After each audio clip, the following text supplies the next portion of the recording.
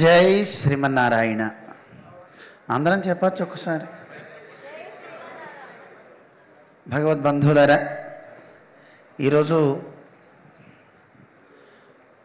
అరి అనేటటువంటి ఒక కార్యక్రమం మీ అందరికీ తెలిసిందే. కానీ మేమెప్పుడు మా నోటి నుంచి హరి వస్తుంది, హరి రాదు. మీ నోటి నుంచి ఏమొస్తుంది? హరి రావాలా, హరి రావాలా? హరి అంటే ఏమిటి, హరి అంటే ఏమిటి? హరి అంటే విష్ణువు, హరి అంటే శత్రువు అని అర్థం. మన వాళ్ళు హరి షట్ వర్గము అంటుంటారు కదా. షట్ అంటే ఆరు, ఆరిటి యొక్క సమూహం. ఎవరు వాళ్ళు అంటే హరి షట్ వర్గం, 6 రకాలైనటువంటి శత్రువుల యొక్క సమూహము. మనకి ఎక్కువసేపు చెప్పను, మీ ఫంక్షన్ మీరు చేద్దరు. కానీ మన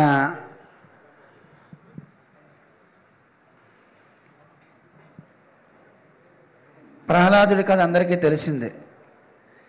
నరసింహస్వామి అడిగాడు, ఒరే నా యొక్క తత్వాన్ని నువ్వు చెప్పరా అని.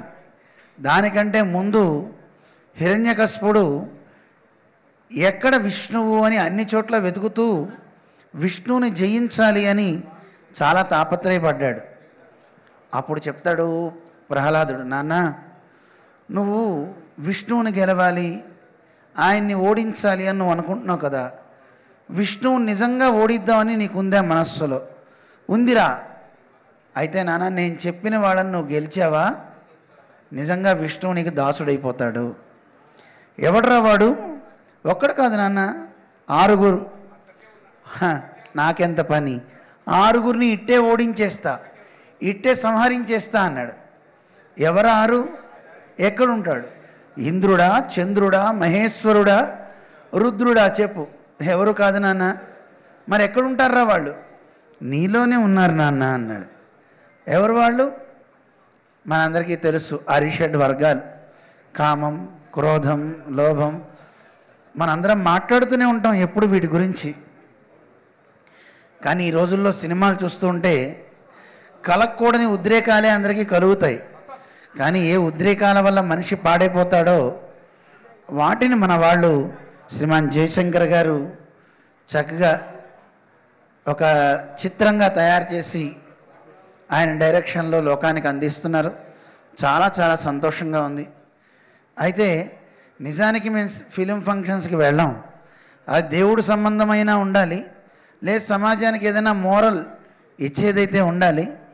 జయశంకర్ గారు మాకు చెప్పారు, ఇలా ఉంటుంది స్వామి, ఇలా ఉంటుందని అన్నీ చూపించారు. చిన్న చిన్న విషయాలు నచ్చింది. ఇంకా విశేషం ఏంటంటే యోగ సాధకులు దేవరహ బాబా అని 500 సంవత్సరాలు దాదాపు ఆయన జీవించారు.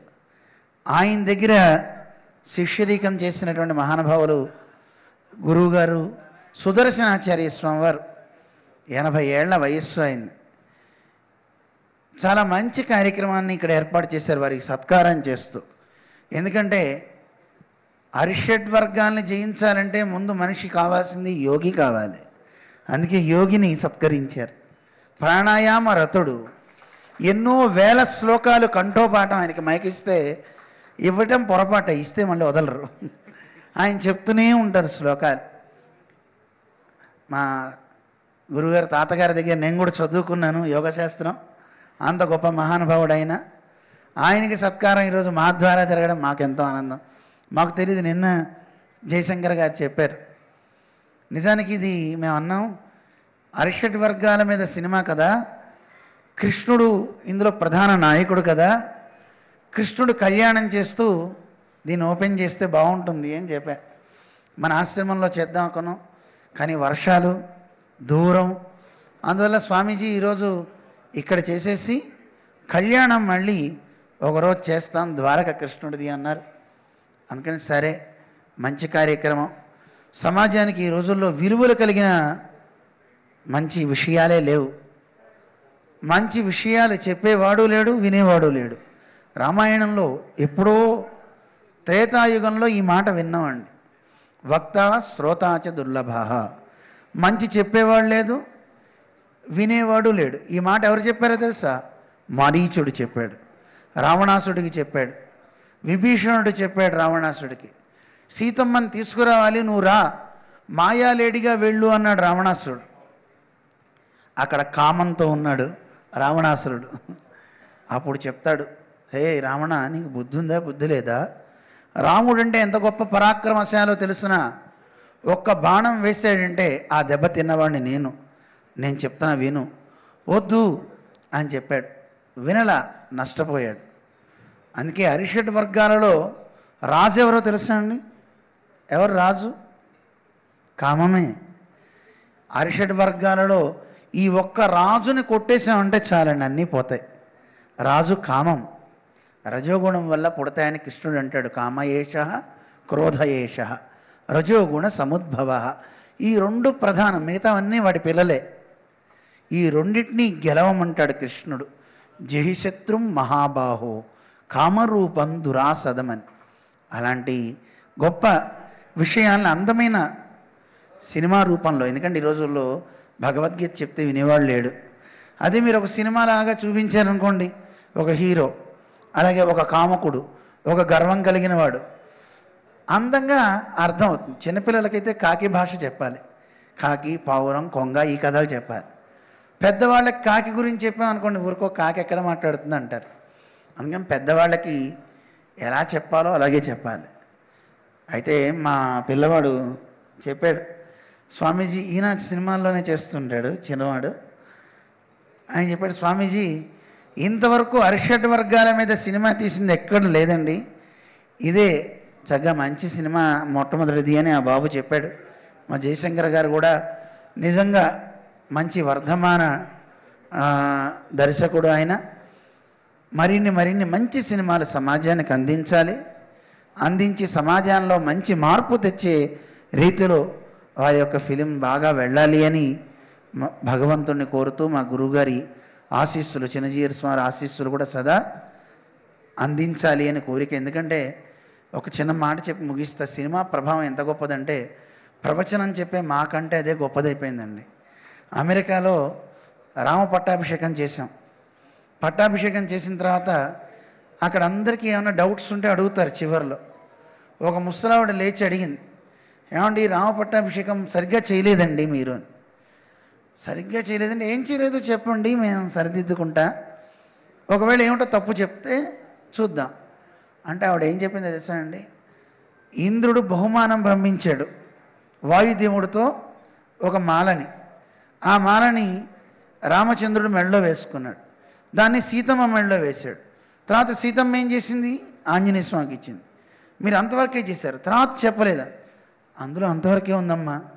కాదు, తర్వాతే పెద్ద కథ ఉంది. ఏముందమ్మా? ఆంజనేయ స్వామి వాటన్నిటిని కొరికేశాడు కదా, పగలగొట్టాడు కదా, అది చూపించలేదు, మీరు చెప్పలేదు అని. అమ్మ ఇది రామాయణంలో లేదమ్మా, కావాలంటే సంపూర్ణ రామాయణం సినిమా చూడండి అందండి ఆవిడ.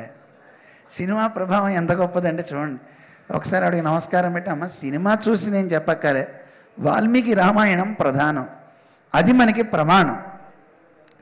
అలాగే ఇప్పుడు అరిషడ్ వర్గాలు వీరు ఏం చూపిస్తున్నారో నాకు తెలియదు, కానీ ప్రధానంగా అరి అంటే ఇందాక మనవాడు చెప్తూ అరికి జై అన్నారు.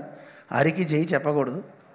అరి అంటే శత్రువు పోవాలి, శత్రువుకు జై అని చెప్తే ఎలాగా? కానీ ఈ సినిమా నిజంగా గెలవాలి. మేము అందుకే ఈయన చెప్పినప్పుడు చెప్పా, హరిని గెలిస్తే హరి దగ్గర అవుతాడు కదండి, తప్పకుండా. అందువల్ల ఈ హరిని చూడండి, హరిని దరి చేరండి. అందుకని నిజంగా శత్రువు ఎవడో తెలియాలంటే బహుశా ఇందులో ఆయా పాత్రలను పెట్టాడన్నాడు. కామం అంటే ఏమిటో, క్రోధం అంటే ఏమిటో అవి చూసి వాటికి దూరంగా ఉండాలి. ఇది ముట్టుకుంటే కాలుతుంది అని తెలిస్తే ఎవడన్నా పోతాడండి దాని దగ్గరికి? ఇది తింటే మనిషి చస్తాడు అని తెలిస్తే తింటాడు ఎవడన్నా? అది తెలుసుకుందాం. శ్రీమాన్ జయశంకర్ గారు, ఆయనకి ఎవరూ జై చెప్పక్కర్లేదు, ఆయన పేరులోనే జై ఉంది, ఎవరు మాట్లాడినా. అందుకని ఈయన మన శంకరుడేమో విషం పెట్టుకున్నాడు, ఈయన విషయాన్ని పెట్టుకున్నాడు కదండి. విషం రెండిట్లో తేడా ఉంది. విషం తినగానే పోతారు, విషయాన్ని స్మరిస్తే మనిషి పోతాడు. అయితే ఆ విషయం కాదు ఈయన దగ్గర ఉంది. విషయాలంటే శబ్ద స్పర్శ రూపరస గంధాలు, వాటి మీద ఒకసారి సినిమా తీద్దరు కానీ అవి చెప్తాను. మంచి కాన్సెప్ట్ అది. అరిషడ్ వర్గాలు ఎలాగో విషయాలు కూడా అలాగ ఉన్నాయి. శబ్దము, స్పర్శ, రూపము, వాసన, రుచి, వీటిని కూడా మనిషి గెలవాలండి. అది ఎలాగా అనేది అది కూడా మంచి సినిమా పెట్టి చెదురు కానీ. చాలా సంతోషం. శ్రీమాన్ జయశంకర్ గారి టీంకి దీన్ని చక్కగా బలోపేతం చేస్తూ ధనాన్ని ఇచ్చినటువంటి పెద్దలు కూడా ఉన్నారు, ప్రొడ్యూసర్స్, వారికి నటులు సాయి కుమార్ గారు, అలాగే మరి చాలామంది ఉన్నారు. వారందరికీ కూడా అనేక మంగళాశాసనాలు చేస్తూ జై శ్రీమన్నారాయణ.